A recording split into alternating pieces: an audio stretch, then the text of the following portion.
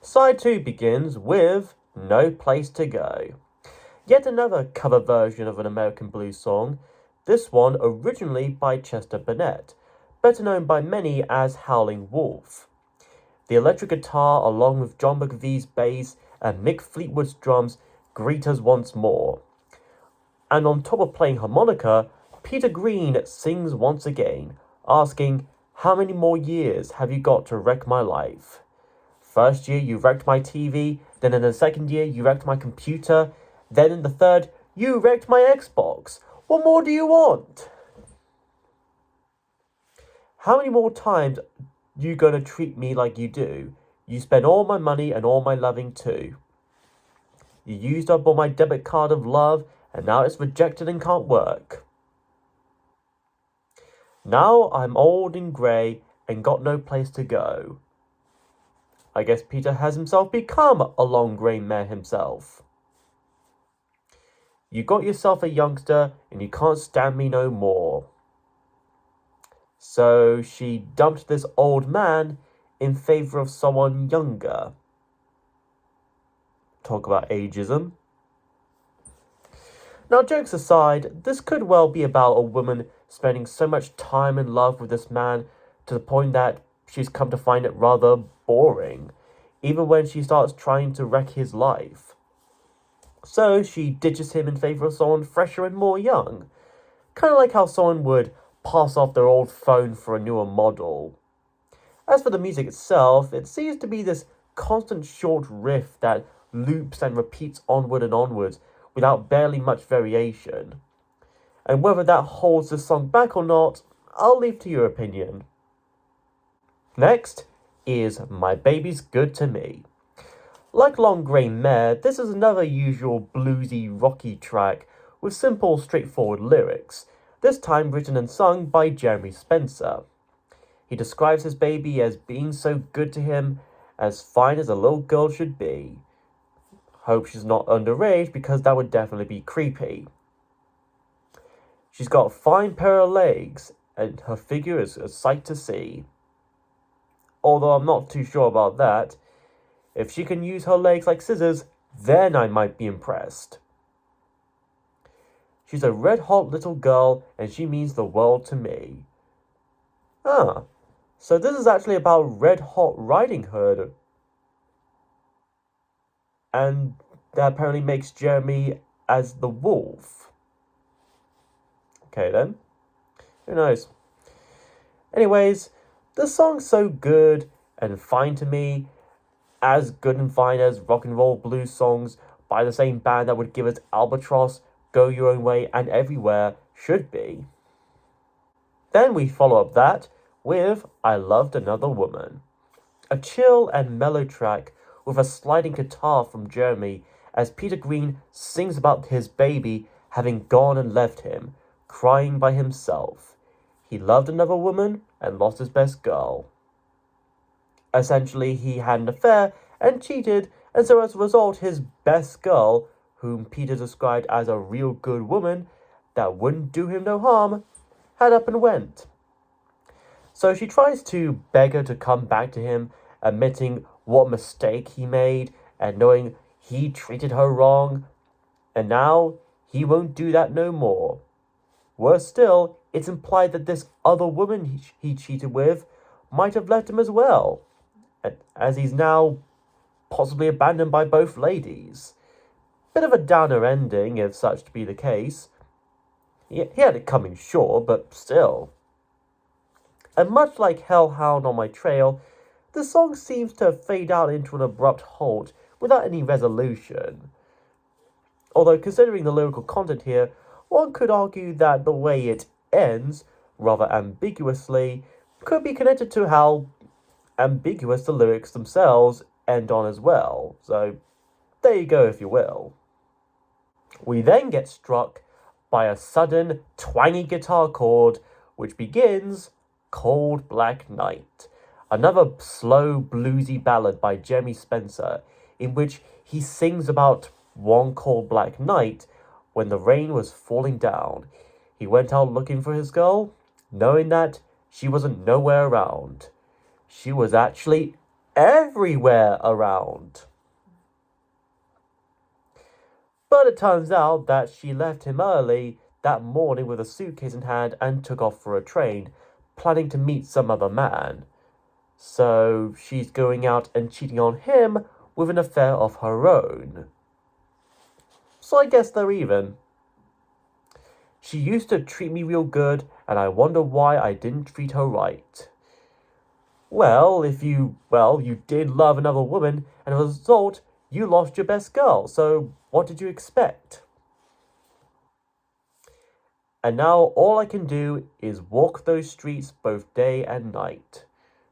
I mean, that wouldn't sound too bad. If you got yourself a companion dog or a support dog or a therapy dog, things might work out fine. If you happen to be indoors at home late at night, snuggling and trying to keep yourself warm, this song might be worth playing and listening to if it fits the mood enough. After that is the penultimate track, The World Keep On Turning. This is what I would call minimalist blues. It's almost nothing but Peter Green's vocals and his plucking acoustic guitar, in which you could hear all the little strumming and twangy buzzes, and all so much detail from one instrument, and I kind of like that. As for the lyrical content, Peter tells us to not look for no worries. Worries and troubles come around.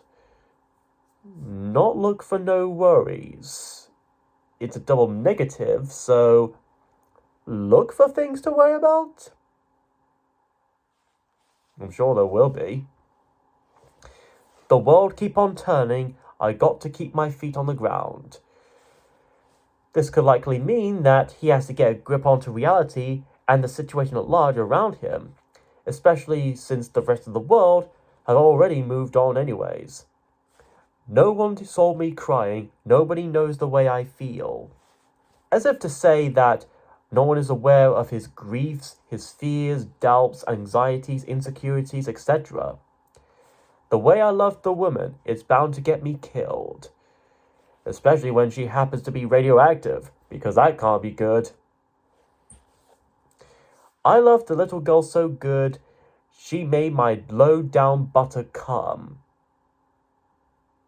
Ew. I need the woman so bad, I need her like the sky need the sun. Well, I guess you can say, he needs her loving like the sunshine. After all, everybody's gotta learn sometime.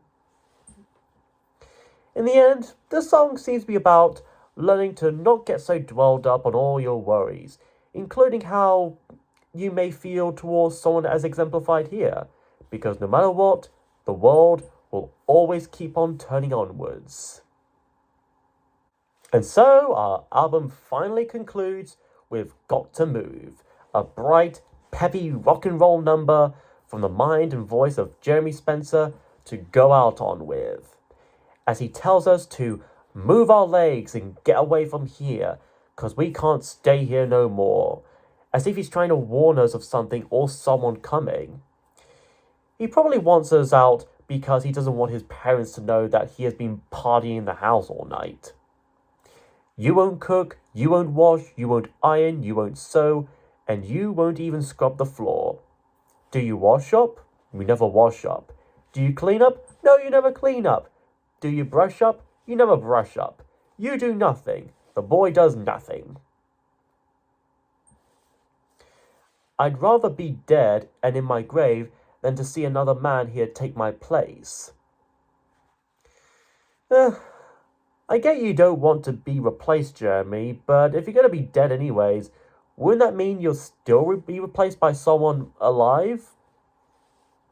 Ironic, since the guitarist they got to replace Jeremy, Bob Welch, would eventually pass away anyways, while Jeremy himself is still alive, for now. Besides all that though, we get another one last guitar solo, but the album decides to put the kibosh on that and just end anyways. I'm really starting to notice a pattern here with how they end some of those songs. But regardless, this album is very good for its time at least. Not entirely perfect or flawless, mind you, the durations of some of these songs and the overall album itself is quite short, at about 35 minutes in total. Although some may say that that was something of the norm at the time, especially in the blues genres. The songs themselves, though, while a good chunk of them do seem to end abruptly, were pretty fun and interesting to listen to. Tracks like My Heart Beats Like a Hammer, Long Grey Mare, I Loved Another Woman, and The World Keep On Turning are standouts for me. Plus, this does happen to be the introduction of Fleetwood Mac itself as a band.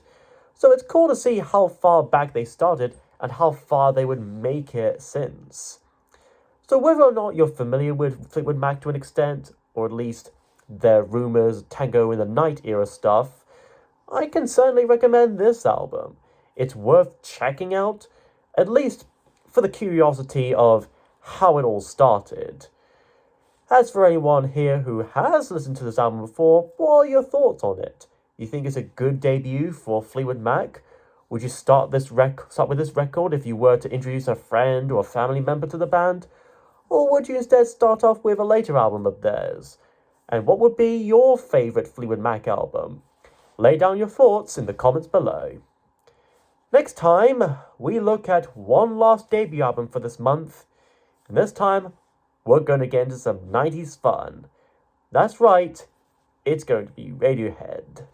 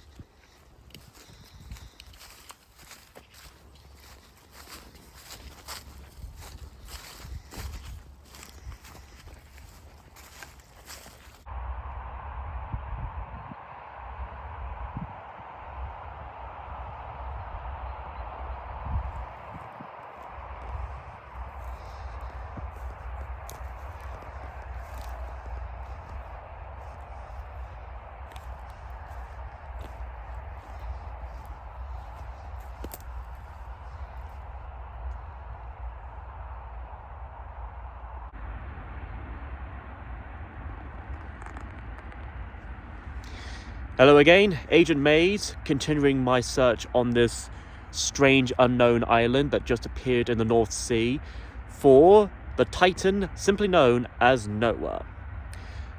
So far, I've managed to look about a good chunk of the area, and so far, any search or hint of the creature has proved to be somewhat futile at the moment. However, I've come across a few discoveries, one of which seems to be a watchtower of sorts.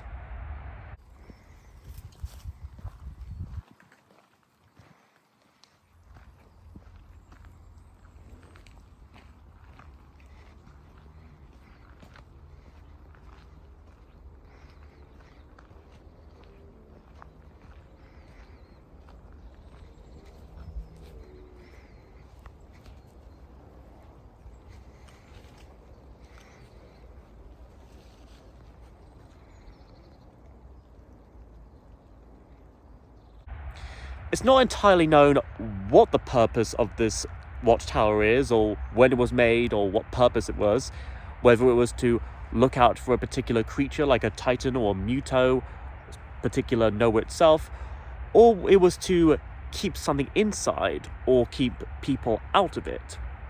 Whatever the case, it seemed to be locked from the inside, so trying to get in has proven to be quite futile. On terms of discovery, though, we have come across what seems to be a bone of sorts.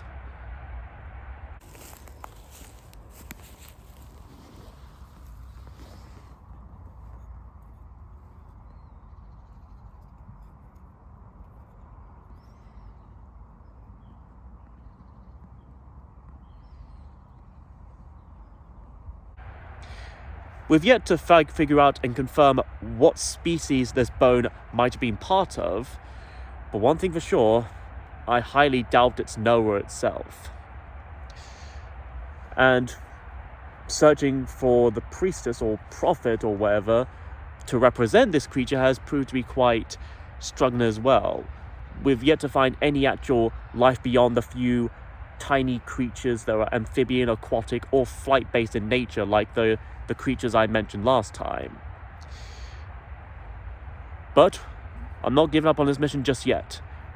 And the people that I hired for this quest certainly not going to as well.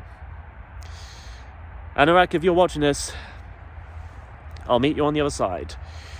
If you manage to come across Big Jack Films, tell him that whatever plan he's got, whatever he's up to face this menace that threatens us, give it all he's got. Give it all you got. See you on the other side.